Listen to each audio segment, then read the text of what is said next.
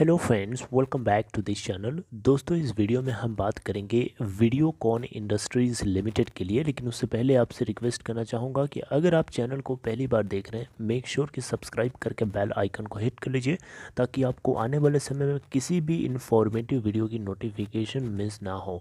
और डीमैट या trading account अगर आपको ओपन कराना है, डिस्क्रिप्शन बॉक्स में लिंक देख सकते हैं।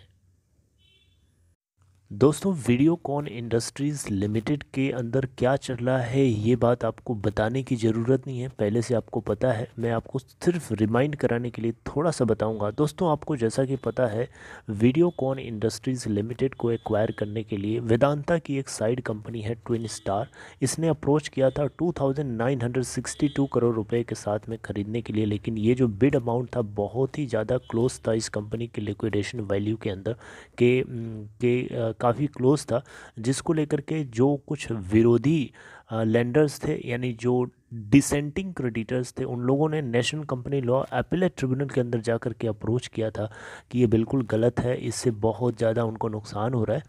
तो फिर ultimately national company law appellate tribunal ने जो पुराना सिस्टम था कि जिसमें वेदांता की कंपनी ट्विन स्टार एक्वायर करेगी, खारिज कर दिया गया, उसको कैंसिल कर दिया गया और फ्रेश बिडिंग के लिए फ्रेश बिड कराई जाएंगी। इसके लिए national company law appellate tribunal ने अलाउ कर दिया है। लेकिन आपको बताना चाहूँगा, यहाँ पे जो बड़े बड़े लेंडर्स हैं जैसे कि स्टेट बैंक ऑफ इंडिया और कुछ जो बड़े लेंडर्स हैं, इन लोगों ने एक चालाकी खेली थी। आपको पता है, वीडियोकॉन ग्रुप कंपनीज में से जो वीडियोकॉन ऑयल वेंचर्स लिमिटेड, ये अलग से इसकी सेपरेट बिडिंग क्यों करा रहा था स्टेट बैंक ऑफ इंडिया? आपको पता है, क्योंकि स्टेट बैंक ऑफ इंडिया चालाकी चाल चल रहा था। स्टेट बैंक ऑफ इंडिया की जो चाल के पीछे का कारण ये था कि इसका मानना है कि सबसे ज़्यादा इसकी जो ऑफ शोर जो एसेट्स हैं वीडियोकॉन ऑयल वेंचर्स लिमिटेड की, वो काफ़ी ज़्यादा वैल्यूएबल हैं। और उसको अलग से बिडिंग कराने से फ़ायदा ये होगा कि इसका शेयर जो है कम से कम रहेगा, यानी ज़्यादा से ज़्यादा माल स्टेट बैंक ऑफ इंडिया को ही मिलेगा, बाकी को नहीं मिलेगा। और बाकी का विरोध करने का सबसे बड़ा कारण ये भी था कि Videocon oil ventures limited Videocon group का पार्ट है, तो इसको सेपरेट बिडिंग कराने की क्या ज़रूरत है? ये तो बेवकूफ़ बनाना हुआ सीधा सीधा।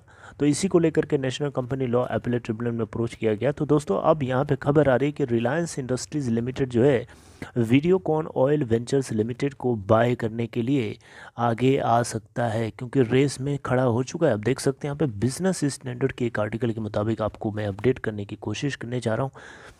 Reliance Industries plans to make bid for Videocon oil assets. दोस्तों, वीडियोकॉन ऑयल वेंचर्स लिमिटेड ये वीडियोकॉन ग्रुप की ही कंपनी है, जिसकी बहुत सारी ऑफशोर एसेट्स हैं ब्राज़ील के अंदर और अलग अलग पार्ट्स में। तो आप देख सकते हैं यहाँ पे इंडिया की सबसे बड़ी लार्जेस्ट कंपनी जिसका नाम रिलायंस इंडस्ट्रीज लिमिटेड है, मार्केट वैल्यूएशन वाइज अगर आप देखें तो ये सबसे बड़ी कंपनी है इंडिया के, वीडियोकॉन ऑयल एसेट्स के लिए बिड करने जा रही है।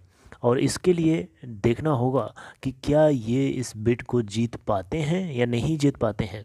क्योंकि दोस्तों, ऐसा माना जा रहा है, ऐसा बताया जा रहा है कि रिलायंस इंडस्ट्रीज़ लिमिटेड जहां हाथ रख देता है वो तय होता है कि वो जीत जाता है। क्योंकि इससे पहले आलोक इंडस्ट्रीज़ लिमिटेड को इंसॉल्वेंसी एंड बैंक्रप्सी प्रोसेस के माध्यम से एक्वायर किया था, आपको पता ही होगा, राइट।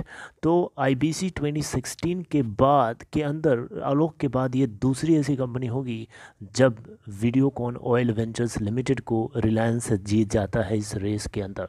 क्योंकि इसके अलावा रिलायंस कम्युनिकेशन की एक टेलीकॉम टावर कंपनी है, रिलायंस इंफ्राटेल करके, उसको भी इन्होंने एक्वायर किया था, आपको पता ही है। इवन इसके अलावा सिंटेक्स इंडस्ट्रीज़ करके एक टेक्सटाइल फर्म है, उसको भी एक्वायर करने के लिए रिलायंस फ्रंट रनर की तरह काम कर रहा है। मेरी बात समझ रहे हैं?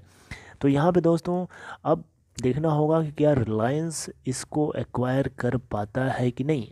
अब यहाँ पे national company law appellate tribunal के दिए हुए ऑर्डर के अकॉर्डिंग अगर आप देखें, जो कि 5 जनवरी को दिया गया था इसी साल, जो वैल्यूएशन है stand alone foreign oil and gas assets की जो वीडियोकॉन की हैं, एस्टिमेट किया गया था 2017 में कि ये 4.29 बिलियन डॉलर की हैं।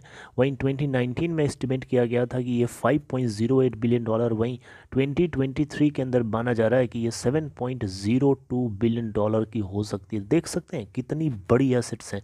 तो कह सकते हैं वीडियोकॉन ऑयल वेंचर्स लिमिटेड ये एक तरीके से वीडियोकॉन ग्रुप की एक बैकबोन है।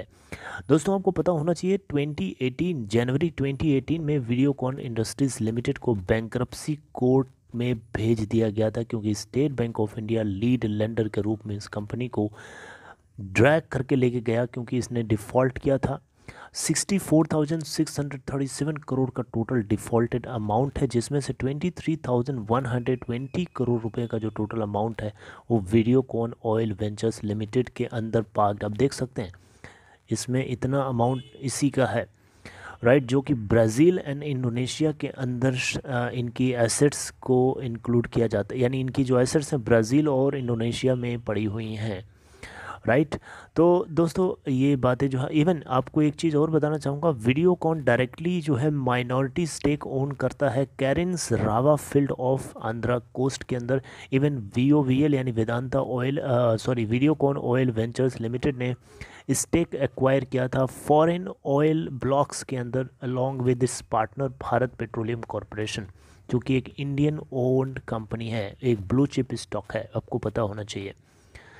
तो दोस्तों अब यहाँ पे देखना बनता है कि क्या वेदांता की तो बात ख़त्म हो चुकी है, क्योंकि अब वो बिड कैंसिल हो चुकी है दोस्तों। अब फ्रेश बिडिंग कराई जानी है, जिसमें Vedanta Videocon oil ventures limited के ऑयल एसेट्स के लिए अलग से बिडिंग कराए जाने की बातें चल रही हैं, जिसमें रिलायंस इंडस्ट्रीज़ लिमिटेड सबसे नंबर 1 पोजीशन पे रेसिंग में लगा हुआ है, राइट। तो जो कुछ आगे अपडेट आएगी मैं आपसे डिस्क्लोज़ करूँगा, लेकिन तब तक अपना ख्याल रखिए और चिंता मत करिए, आपको हर चीज़ कवर करके देने वाला हूँ। यहाँ आप देख सकते हैं, मैं नाम ले लेता हूँ, IFCI, bank of Maharashtra, SIDBI, ये कुछ ऐसे क्रेडिटर्स हैं जिन लोगों ने NCLAT के अंदर इस वेदांता की जो बिड थी उसको चैलेंज किया था, उसका विरोध किया था। इसीलिए इनको हम डिसेंटिंग क्रेडिटर्स बोलते हैं, जो पुरानी बिडिंग कराई गई थी उसके रिस्पेक्ट में। अब नई बिडिंग कराई गई, हो सकता है इनको अच्छा लगे, बाकी को ना अच्छा लगे, या सबको अच्छा लगे, या किसी को ना अच्छा लगे, डिपेंड करता है वक्त पे और समय पे क्या चल रहा है, किस तरीके से चल रहा है। So what ever will happen I will definitely let you know friends. तो आपको किसी भी तरीके से चिंता करने की ज़रूरत नहीं है, बस अपडेटेड रहिए, अपना ख्याल रखिए, टेक केयर।